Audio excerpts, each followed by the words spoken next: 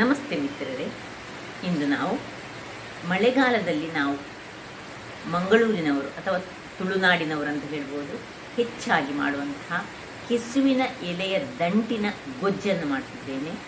ಬಹಳ ರುಚಿಕರವಾಗಿರ್ತದೆ. ಅದರ ಎಲೆಯನ್ನು ನಾವು ಪತ್ರೊಡೆಯಾಗಿ ಉಪಯೋಗಿಸ್ತೇವೆ. ನಿಮಗೆಲ್ಲ ಗೊತ್ತಿರ್ಬೋದು, ನನ್ನ ಹಿಂದಿನ ಚಾನಲಲ್ಲಿ ನಾನು ಒಂದು ರುಚಿಕರವಾದ ಪತ್ರೊಡೆಯನ್ನು ಮಾಡಿ ತೋರಿಸಿದ್ದೇನೆ. ಹಾಗಾದರೆ ಈ ದಂಟು ತುಂಬ ಆರೋಗ್ಯಕರವಾದ ಅಂಶವನ್ನು ಹೊಂದಿರುವಂಥದ್ದು. ಹೆಚ್ಚಾಗಿ ಇದನ್ನು ಬಾಣಂತಿಯರಿಗೆ ಹೆರಿಗೆಯಾದ 3ನೇ ದಿನಕ್ಕೆ 3 ದಿವಸ ಮಾಡಿಕೊಡ್ತಾರೆ. ಬಹಳ ಒಳ್ಳೆಯದು ಅಂತ ನಮ್ಮ ಹಿರಿಯರ ಭಾವನೆ. ಹಾಗಾದರೆ ಇದು ಖಾಲಿ ಬಾಣಂತಿಯರಿಗೆ ಮಾತ್ರ ಅಲ್ಲ, ಯಾರು ಈ ಮಳೆಗಾಲದಲ್ಲಿ ಹೆಚ್ಚಾಗಿ ಆಟಿ ತಿಂಗಳಲ್ಲಿ ನಾವು ತುಳುನಾಡಿನವರು ಇದನ್ನು ಒಂದು ಬಾರಿಯಾದರೂ ಮಾಡಿ ತಿಂತೇವೆ. ಹಾಗಾದರೆ ಈ ರುಚಿಕರವಾದ ಹಾಗೂ ಆರೋಗ್ಯಭರಿತವಾದ ಈ ಗೊಜ್ಜನ್ನು ಹೀಗೆ ಮಾಡುವುದು ಹಾಗೂ ಏನೆಲ್ಲ ಸಾಮಗ್ರಿಗಳು ಬೇಕು ಎಂದು ನೋಡೋಣ ಅಲ್ಲವೇ ವೀಕ್ಷಕರೇ? ನೋಡಿ, ಇವತ್ತು ಈ ಕೆಸುವಿನ ದಂಟು ಹೇಳಿದೆ. ಕೆಸು ಹೇಗಿರ್ತದೆ ಅಂತ ಹೇಳಿ ನಿಮಗೆ ಗೊತ್ತಿರ್ಬೋದು. ನೋಡಿ, ಇದು ಕೆಸುವಿನ ಎಲೆ, ಇದು ಕೆಸುವಿನ ದಂಟು. ಇದು ಈ ನಮ್ಮ ಗದ್ದೆಯ ಬದಿಯಲ್ಲಿ ಇರ್ತದೆ ಅಥವಾ ನಮ್ಮ ತೋಟದಲ್ಲಿ ಸಹ ಬೆಳೀತದೆ. ಕೆಲವು ತೋಟದಲ್ಲಿ ಸಹ ಇದನ್ನು ಬೆಳೆಸ್ತದೆ. ನೋಡಿ, ಇದನ್ನು ಹೀಗೆ ಇಲ್ಲಿ ಕಟ್ ಮಾಡಿ, ಇದು ಎಲೆಯಿಂದ ನಾವು ನೋಡಿ, ನಾನು ಮೊನ್ನೆ ಪತ್ರೊಡೆ ಮಾಡಿದ್ದೇನೆ, ಅದನ್ನು ಮಾಡಬಹುದು. ಹಾಗೂ ಈ ದಂಟನ್ನು ನಾವು ವೇಸ್ಟ್ ಮಾಡಲಿಕ್ಕಿಲ್ಲ ವೀಕ್ಷಕರೇ. ನೋಡಿ, ಇದನ್ನು ದಂಟನ್ನು ಹೇಗಿದ್ರೆ ಸಿಪ್ಪೆ ತೆಗೆಯೋದು ನೋಡಿ. ನೋಡಿ, ಹೀಗೆ ಮಾಡುವಾಗ ಹೀಗೆ ಸಿಪ್ಪೆ ಬರ್ತದೆ. ಒಂದು ಸೈಡ್ ಹೀಗೆ ಸಿಪ್ಪೆ ಹೋದಾಗ ಈ ಸಿಪ್ಪೆ ಹೋದ ಸೈಡಲ್ಲಿ ಪುನಃ ನಾವು ಒಂದು ಸಣ್ಣ ಅರ್ಧ ಕಟ್ ಮಾಡಬೇಕು. ಕಟ್ ಮಾಡುವಾಗ ನೋಡಿ, ಹೀಗೆ ಸುಲಭದಲ್ಲಿ ನಾವು ಸಿಪ್ಪೆಯನ್ನು ನೋಡಿ, ಈ ಸೈಡ್ ಇದು ಹೀಗೆ ಸುಲಭದಲ್ಲಿ ಸಿಪ್ಪೆಯನ್ನು ಹೀಗೆ ಜಾರಿಸಿಕೊಳ್ಬೋದು. ಸ್ವಲ್ಪ ಮಾತ್ರ ಕೈ ಚೂರು ಕಪ್ಪಾಗ್ತದೆ ತೆಗೆಯುವಾಗ, ತೊಂದರೆ ಇಲ್ಲ. ಆದರೆ ಬಹಳ ದೇಹಕ್ಕೆ ಬಹಳ ಉತ್ತಮ ಆರೋಗ್ಯ ಭರಿತ. ನೋಡಿ, ಹೀಗೆ ಎಳ್ದ ಕೂಡಲೇ ಬರ್ತದೆ. ಈಗ ಒಂದು ಸೈಡಲ್ಲಿ ಎಳ್ದ, ಅದು ಆ ಎಳ್ದ ಸೈಡ್ನಿಂದ ಪುನಃ ಸ್ವಲ್ಪ ಅರ್ಧ ಕಟ್ ಹಾಕಿದ್ರೆ ನೋಡಿ ಇನ್ನೊಂದು ಸೈಡ್ ಬರ್ತದೆ. ನೋಡಿ, ಬಹಳ ಸುಲಭ ರೀತಿಯಿಂದ ಮಾಡುವಂತಹ ಈ ಒಂದು ಆರೋಗ್ಯಭರಿತವಾದ ಮಳೆಗಾಲದ ಅಡಿಗೆ ಹೇಳ್ಬೋದು, ಕೆಸುವಿನ ದಂಟಿನ ಪಲ್ಯ. ಈಗ ನೋಡಿ, ಕೆಸುವಿನ ದಂಟನ್ನು ನಾನು ಈಗ ಇಟ್ಟುಕೊಂಡಿದ್ದೇನೆ ಕಟ್ ಮಾಡಿ. ಹೀಗೆ ಇನ್ನೀಗ ಅದನ್ನು ಕಟ್ ಮಾಡ್ಲಿಕ್ಕುಂಟು. ಮತ್ತೆ ಏನಿಲ್ಲ, ಕೆಲವೇ ಸಾಮಗ್ರಿಗಳು. ಖಾರಕ್ಕೆ ತಕ್ಕಂತೆ ಸ್ವಲ್ಪ ನೋಡಿ, ಈ ಕಾಯಿ ಮೆಣಸು, ಇದಕ್ಕೆ ಕೆಂಪು ಮೆಣಸು ಸಹ ಹಾಕ್ಲಿಕ್ಕೆ. ಕಾಯಿ ಮೆಣಸಲ್ಲಿ ನಾವೀಗ ಹಾಕಿ ಬೇಯಿಸ್ತಿದ್ದೇವೆ. ಒಂದು ನೀರುಳ್ಳಿ, ಮತ್ತೆ ಕರಿಬೇವಿನ ಸೊಪ್ಪು.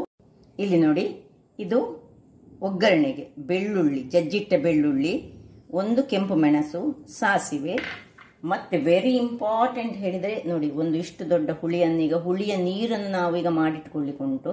ಒಂದು ಲಿಂಬೆ ಗಾತ್ರದ ಹುಳಿ ಬೇಕು ನಮಗೆ, ಮತ್ತೆ ಒಂದು ತುಂಡು ಬೆಲ್ಲ ಬೇಕು. ಸೊ ಈಗ ಮೊದಲಿಗೆ ನಾವೇನು ಮಾಡಬೇಕು ಹೇಳಿದರೆ, ಇದನ್ನು ಹೇಗೆ ಕಟ್ ಮಾಡೋದಂತ ನಾನು ನಿಮಗೆ ತೋರಿಸ್ತೀನಿ. ಕಟ್ ಮಾಡಿ ನೋಡಿ, ಇದನ್ನು ನಾನು ಸಿಪ್ಪೆ ತೆಗೆಯುವ ಮೊದಲೇ ಚೆನ್ನಾಗಿ ತೊಳೆದುಕೊಂಡಿದ್ದೇನೆ. ಈಗ ನಿಮಗೆ ನಾನು ಇದನ್ನು ಕಟ್ ಮಾಡಿ ತೋರಿಸ್ಕೊಡ್ತೇನೆ. ನೋಡಿ, ಹೀಗೆ ಇದಕ್ಕಿಂತ ಸ್ವಲ್ಪ ದೊಡ್ಡ ಸಹ ಮಾಡಿದರೆ ಸಾಕ್ತದೆ. ಎಲ್ಲವನ್ನು ಹೀಗೆ ಕಟ್ ಮಾಡಿ ಈಗ ಇದನ್ನು ತೊಳಿಬೇಕು. ಮತ್ತು ಸ್ವಲ್ಪ ಇದಕ್ಕೆ ತುರಿಸುವ ಗುಣ ಉಂಟು. ಈ ಒಂದು ಕೆಸು ಹೇಳಿದ ಕೂಡಲೇ ತುರಿಸ್ತದೆ. ಅದರಿಂದಾಗಿ ಸ್ವಲ್ಪ ಕೈಯನ್ನು ಎಣ್ಣೆಯನ್ನು ತಾಗಿಸಿಕೊಂಡು ನೀವು ನೋಡಿ ಹೀಗೆ ಮಾಡುವಾಗ ನೋಡಿ, ಒಮ್ಮೆ ನೋಡಿ ಉಳಿದಿದ್ದ ಇದು ಸಹ ಬರ್ತದೆ. ಹೀಗೆ ನಾನು ಎಲ್ಲವನ್ನು ನಿಮಗೆ ಕಟ್ ಮಾಡಿ ನಾನು ತೋರಿಸ್ತೇನೆ, ತೊಳೆದು ತೋರಿಸ್ತೇನೆ ವೀಕ್ಷಕರೇ. ಇಲ್ಲಿ ನೋಡಿ, ತೊಳೆದು ಕಟ್ ಮಾಡಿದ ಮೇಲೆ ತೊಳೆದು ನೋಡಿ, ಹೀಗೆ ನಾನು ಕೈಯಲ್ಲಿ ಮಾಡಲಿಲ್ಲ, ಯಾಕೆ ತುರಿಸ್ತದೆ ಎಂಬ ಒಂದು ಉದ್ದೇಶದಿಂದ. ಈಗ ಒಂದು ಪಾತ್ರೆಯನ್ನು ತೆಗೆದುಕೊಳ್ಳೋಣ. ಇದನ್ನು ಇದಕ್ಕೆ ಸ್ವಲ್ಪ ಸಹ ನೀರಿರಬಾರ್ದು, ಎಲ್ಲ ಶಿಫ್ಟ್ ಮಾಡೋಣ.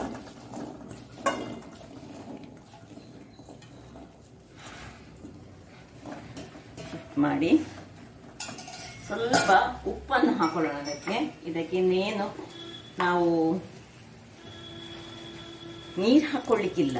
ಸ್ವಲ್ಪ ಉಪ್ಪು, ಹೆಚ್ಚು ಉಪ್ಪು ಹಾಕ್ಲಿಕ್ಕೆ ಸಹ ಹೋಗ್ಬೇಡ. ಅದು ಈಗ ಇಷ್ಟಿದ್ದದು ಬೆಂದ ಮೇಲೆ ಇಷ್ಟೇ ಆಗ್ತದೆ, ಅದು ಅದರದೊಂದು ಲಕ್ಷಣ. ಮತ್ತೆ ಸ್ವಲ್ಪ ಹುಳಿ ನೀರನ್ನು ಹಾಕೊಳ್ಳೋಣ ಮಾತ್ರ. ನೋಡಿ, ಇಷ್ಟು ನಾನು ತುಂಬ ಹುಳಿ ತೆಗೆದುಕೊಂಡಿದ್ದೀನಿ. ಹುಳಿ ತುಂಬ ಬೇಕಿದ್ದಕ್ಕೆ. ನೋಡಿ, ಈ ಹುಳಿಯನ್ನು ಹೀಗೆ ನೀರಿನಲ್ಲಿ ಇದು ಮಾಡಿ ಸಹ ಹೀಗೆ ನಾವು ಹುಳಿಯ ಭಾಗ ಬೀಳಬಾರ್ದು ಅಷ್ಟೇ. ನೋಡಿ, ಸ್ವಲ್ಪ ಹುಳಿ ನೀರು ಹಾಕೊಳ್ಳೋಣ. ಮತ್ತೆ ಏನು ಬೇಡ. ಈ ಕಾಯಿ ಮೆಣಸು ಎಷ್ಟು ನಿಮಗೆ ಖಾರ ಬೇಕೋ ಅಷ್ಟು, ಹೆಚ್ಚು ಬೇಕಿದ್ರೆ ಹೆಚ್ಚು ಹಾಕ್ಕೊಳ್ಬೋದು. ಸ್ವಲ್ಪ ಒಂದು ಗಡ್ಡೆಯಷ್ಟು ನೀರುಳ್ಳಿ,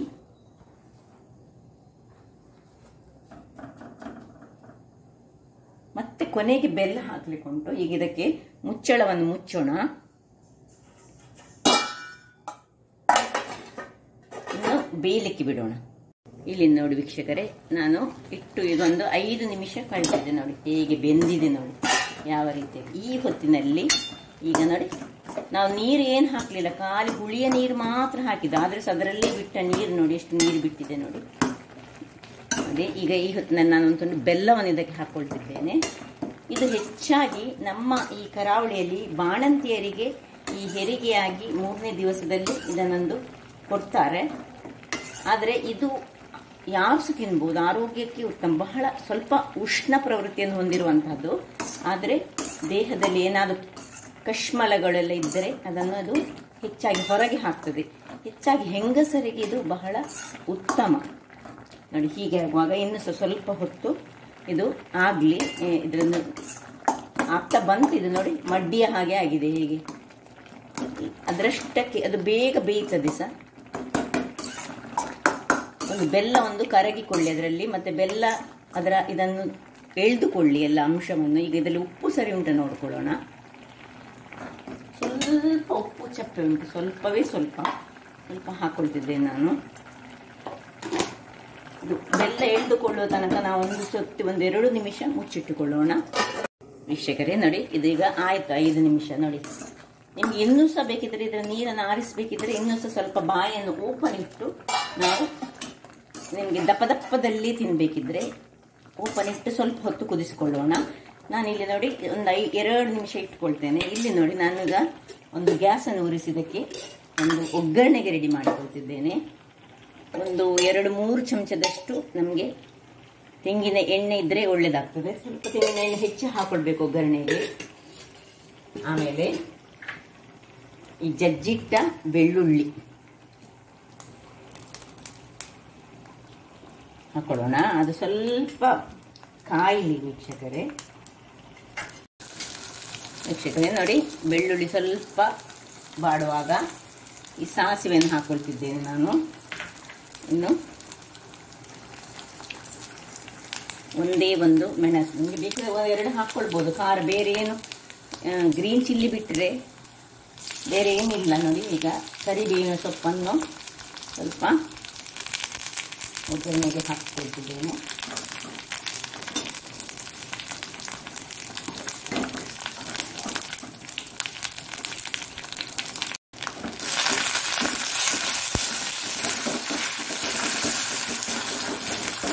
ಈ ಬೆಳ್ಳುಳ್ಳಿ ಇದರಲ್ಲಿ ಒಳ್ಳೆ ಕಾಯಬೇಕು.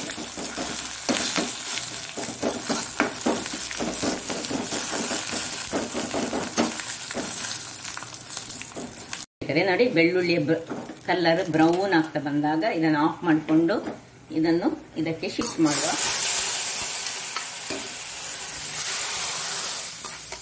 ಆಫ್ ಮಾಡ್ಕೊಳ್ಳೋಣ. ಸಾಕು ನಮ್ಗೆ ಇಷ್ಟು ನೋಡಿ, ಒಳ್ಳೆ ಗಶಿಯಾಗಿ ಬಂದಿದೆ. ಏನು ಎಷ್ಟು ಸುಲಭ ವಿಧಾನದಿಂದ ಮಾಡುವಂತಹ ಈ ಒಂದು ಕಿಸುವಿನ ದಂಟಿನ ಪದಾರ್ಥ ಆರೋಗ್ಯಕ್ಕೆ ಬಹಳ ಬಹಳ ಬಹಳ ಉತ್ತಮ ಅಂತ ನಾನು ಹೇಳ್ಬೋದು. ಮತ್ತೆ ಸ್ವಲ್ಪ ಉಷ್ಣ ಪ್ರವೃತ್ತಿಯವರು ಸ್ವಲ್ಪ ಜಾಗ್ರತೆ ಮಾಡಬೇಕು. ಸ್ವಲ್ಪ ಹೆಚ್ಚಾಗಿ ತೆಂಗಿನ ಎಣ್ಣೆಯನ್ನು ಈ ಒಗ್ಗರಣೆ ಕೊಡುವಾಗ ಸ್ವಲ್ಪ ಹೆಚ್ಚು ಹಾಕೊಳ್ಬಹುದು ನೋಡಿ. ಈಗ ನಾನು ಇದನ್ನು ಸರ್ವ್ ಮಾಡ್ತಿದ್ದೇನೆ ನೋಡಿ.